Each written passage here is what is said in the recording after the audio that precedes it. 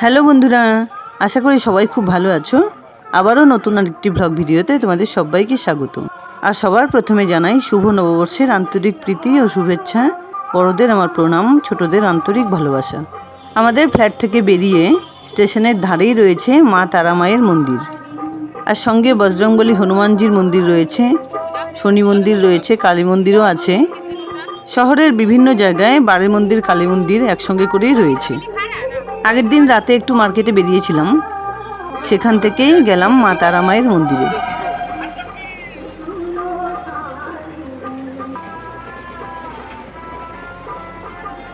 কদিন থেকেই নানা রকমের প্রোগ্রাম চলছে। সারা মন্দির চত্বরে খুব সুন্দরভাবে কিন্তু সাজানো হয়েছে, লাইটিংও হয়েছে।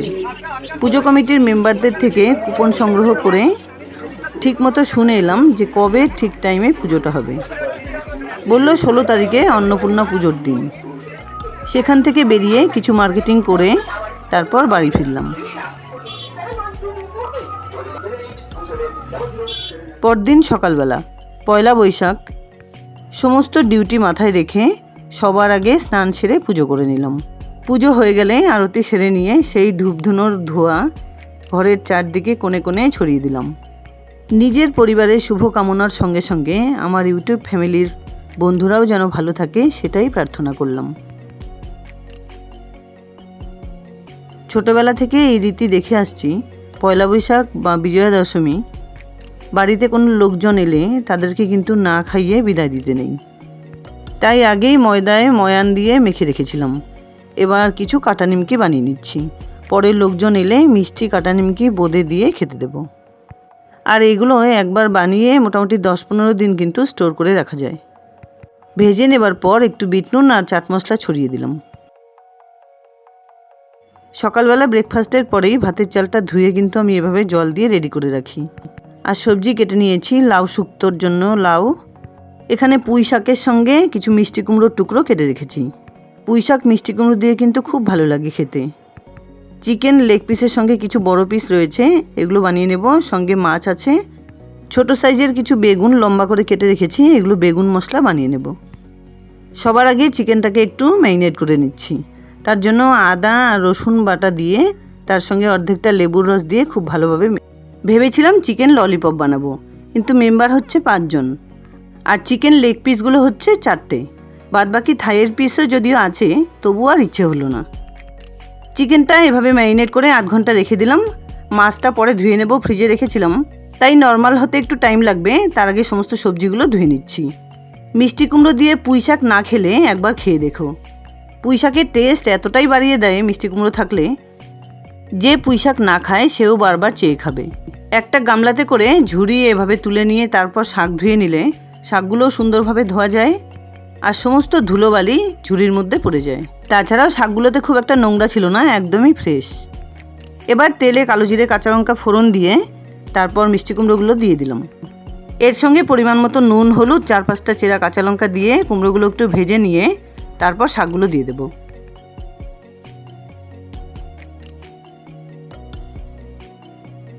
একটু নাড়াচাড়া করে ঢেকে রেখে পেঁয়াজ রসুনগুলো রেডি করে নিচ্ছি। এমনিতেও চিকেন বা মাটনের জন্য পেঁয়াজ রসুন আদা আমার কর্তাই রেডি করে দেয়। দেখে তো এক হাতে সবটা কাজ করতে পারি না। ছেলেরা যে যার মতো মোবাইল ল্যাপটপ নিয়েই ব্যস্ত। আর ছোট ছেলের তো বেশিরভাগ দিনই বাইরে বাইরে খেলা থাকে, ওর সঙ্গে মাঝে মধ্যে যেতেও হয়। এই তো লাস্ট উইক পর্যন্ত সিএবির ম্যাচ চলছিল। ম্যাচের জন্য ভিক্টোরিয়া পিএনটি গার্ডেন, সাঁতরাগাছি, রামরাজাতলা কোথায় না যেতে হয়। আগের দিন রাতেই সমস্ত কিছু রেডি করে রেখে পরদিন ভোরবেলা ওর সঙ্গে বেরিয়ে যাই। ওর সঙ্গে গেলে সারাটা দিন ওখানেই কেটে যায়।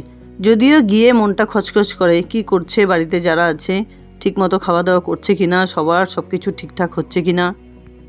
নিজের থেকে সবার ঠিকমতো খেয়াল রাখাটাই আমার কাছে বেশি জরুরি। কি করব, দায়িত্ব নিয়েছি, সামলাতে তো হবেই। গরমের মধ্যে চিকেন আমি এভাবে মাঝে মধ্যে রান্না করে নিই, খেতে এত অসাধারণ হয় যে সেই স্বাদের কথা আর কি বলবো। শাকটা এদিকে হয়ে গেছে, এবার নামিয়ে শুক্তোটা রান্না করে নেব। তার জন্য তেল গরম করে কয়েকটা ডালের বড়ি ভেজে নিচ্ছি। গরমের মধ্যে শুক্তো কিন্তু খাওয়া খুবই ভালো। সমস্ত সবজি দিয়ে মাঝে মধ্যে করে নিই, আবার লাউ শুক্তো বা নেনুয়া বলে যে সবজিটা হয় সেটা দিয়েও শুক্তো করে নিই। নেনুয়া কিন্তু আমার কাছে খুব ভালো লাগে, কার কাছে কেমন জানি না। বিয়ের পরেই হাজব্যান্ডের চাকরি সূত্রে পাটনাতে থাকতে হয়েছিল। মোটামুটি 1-1.5 বছর সেখানে ছিলাম। বড় ছেলে হয়েছে ওখানে। হাজব্যান্ড সকালবেলায় অফিসে চলে যেত, আর সেই সুবাদে সমস্ত সবজি বা ফলের মার্কেট আমারই করতে হতো। সেজন্য সমস্ত সবজির নাম ধাম সব কিছু শিখে গেছিলাম। নেনুয়া ক্যাসে দিয়ে, বেঙ্গন ক্যাসে দিয়ে, মুলি ক্যাসে দিয়ে, এভাবে কথা বলতে হতো ওদের সঙ্গে। বাজার থেকে আনা সবজির ব্যাগটা এখনও বাইরেই পড়ে আছে। বাস্কেটটা বের করে সমস্ত সবজিগুলো প্লাস্টিকে ভরে রেখে দিচ্ছি। আর তার আগে লঙ্কাগুলো ভেবেছিলাম যে বোটা ছাড়িয়ে আলাদা একটা টিফিন কৌটোতে ভরে রাখবো, সেটা আর হয়নি। তাই লঙ্কাগুলো বের করে রেখে দিলাম। রান্নার পরে বোটা ছাড়িয়ে ধুয়ে শুকিয়ে তারপর টিফিন কৌটোতে ভরে রাখি। পড়ে থাকলো মিষ্টি কুমড়ো আর ধনেপাতা। মিষ্টি কুমড়ো কিন্তু ফ্রিজের বাস্কেটে রাখলে নষ্ট হয়ে যায়, তাই এটাকে ফ্রিজের হাওয়া লাগে এরকম একটা জায়গায় রেখে দিলাম। ধনেপাতাগুলো একটু জল ছিটে দিয়ে প্লাস্টিকে ভরে রাখলাম, খুব সুন্দর ফ্রেশ থাকে। সমস্ত টুকটাক কাজগুলো সেরে আরাম করে একটা পান খেয়ে নেব। কিছুতেই পান খাওয়ার অভ্যেসটা ছাড়তে পারছি না। 2 ছেলে পরপর হওয়াতে আমার কর্তার প্রচণ্ড আদর বেড়ে গেছিল আমার উপরে। এতটাই আদর যে মাছ মাংস ফলের সঙ্গে সঙ্গে 1.5 লিটার করে দুধ খেতে হতো, যেটা আমার একদমই পছন্দের বাইরে ছিল। আর দুধ খাবার পর মুখটা এত টক হয়ে যেত, খুব ঘেন্না হতো। তখন ভাবলাম একটু মৌরি খাই, তারপর ভাবলাম একটু চবন দিয়ে মৌরি খাই, তারপর আবার মৌরির সঙ্গে পানও শুরু করলাম। এই করে করে পাটনা থেকে চলে এলাম কলকাতা। এখানে এসে দেখছি আমার ননদ সুন্দর করে জর্দা দিয়ে পান খায়। তারপর ওর আশেপাশে দেখছি খুব সুন্দর গন্ধ ছড়ায়। কি ব্যাপার? তার মানে জর্দার গন্ধ। ওই বলল, বৌদি পান খাবে যেহেতু জর্দা দিয়েই খাও। সেই যে খাওয়া শুরু হলো। তবুও খুব একটা খাই না, হয়তো চা বা ভাত মাছ খেলে তখন একটু খাই। যাই হোক, এই পান খেতে গিয়ে দুধ খাওয়াটা আমার পুরোপুরি উঠে গেছে। দুধের বদলে ছানা, দই এগুলো খেতে হয়। লস্যি আমার খুবই ফেভারিট। তো দইটা ছেড়ে দিলে কি করে হবে? ছোট ছেলে হাওড়া থেকে ইছাপুর ক্লাবে গেছে খেলতে, ওর চলে আসার টাইম হয়ে গেছে। তো ওর জন্য একটু লস্যি বানিয়ে রাখছি। এই প্রচণ্ড 40-42 ডিগ্রি টেম্পারেচারে পুরোপুরি মাঠে দাঁড়িয়ে থাকতে হয়। কতটা কষ্ট হয় মাঝে মধ্যে যাই তো দেখতে পাই। বড় ছেলে তো ওইসব ধারে কাছেও নেই। এদিকে ভাতটাও হয়ে গেছে, ভাতটা আগে নামিয়ে নিচ্ছি।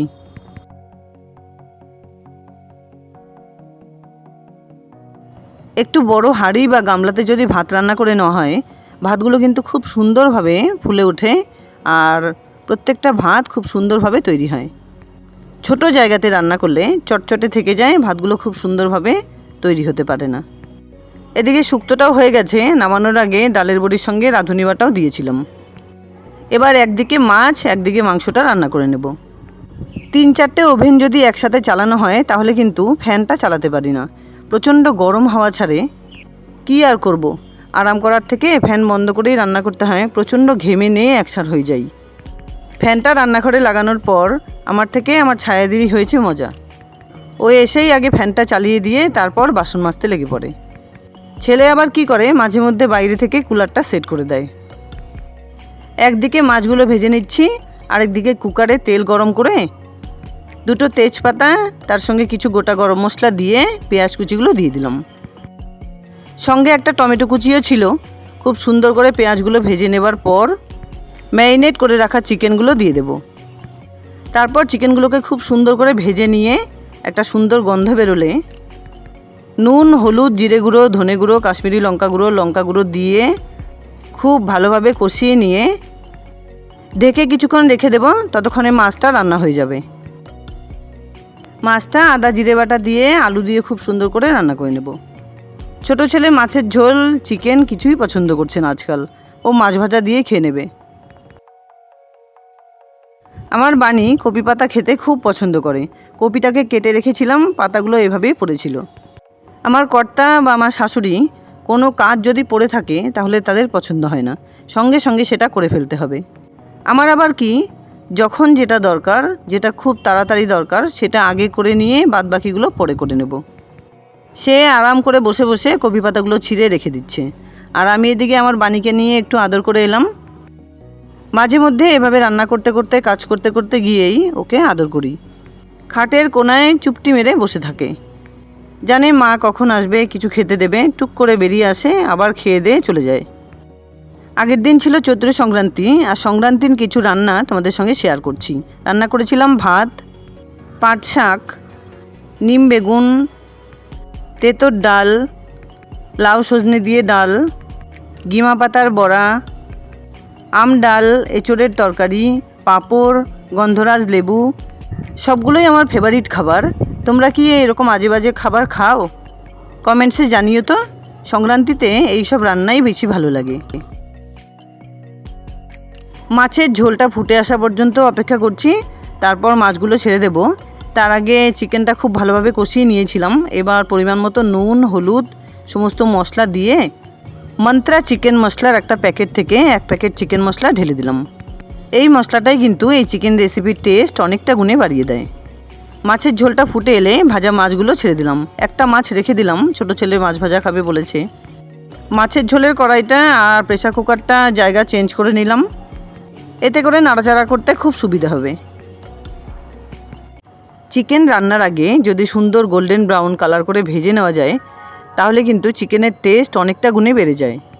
তারপর নুন, বাকি মশলাগুলো দিয়ে আবার কষিয়ে নিলে তাহলেই কিন্তু চিকেনটা পারফেক্টভাবে রান্না হয়। খুব ভালোভাবে কষিয়ে নেবার পর 1 গ্লাস পরিমাণ জল দিয়ে একটা সিটি দিলেই হয়ে যাবে। এদিকে মাছের ঝোলটাও হয়ে গেছে, এটা নামিয়ে নিয়ে আমার বানিকে খেতে দিয়ে দেব। তারপর মামির খাবারটা পাঠিয়ে দিয়ে নিজেরাও লাঞ্চ সেরে নেব। গরমে আর পারা যাচ্ছে না, কতক্ষণে গা ধুয়ে তারপর কিছুক্ষণ রেস্ট করে লাঞ্চ করে নেব। তোমরা কি ঠিক রান্নার পরে পরেই খেতে পারো? জানিও তো কমেন্টসে। যাই হোক বন্ধুরা, আজ তাহলে এ পর্যন্তই। ভিডিওটা ভালো লাগলে লাইক, শেয়ার, কমেন্টস করতে ভুলো না কিন্তু।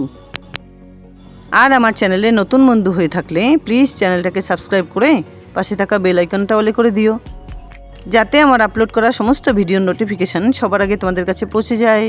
দেখা হচ্ছে নতুন কোনো ভিডিও নিয়ে। ভালো থেকো, ধন্যবাদ।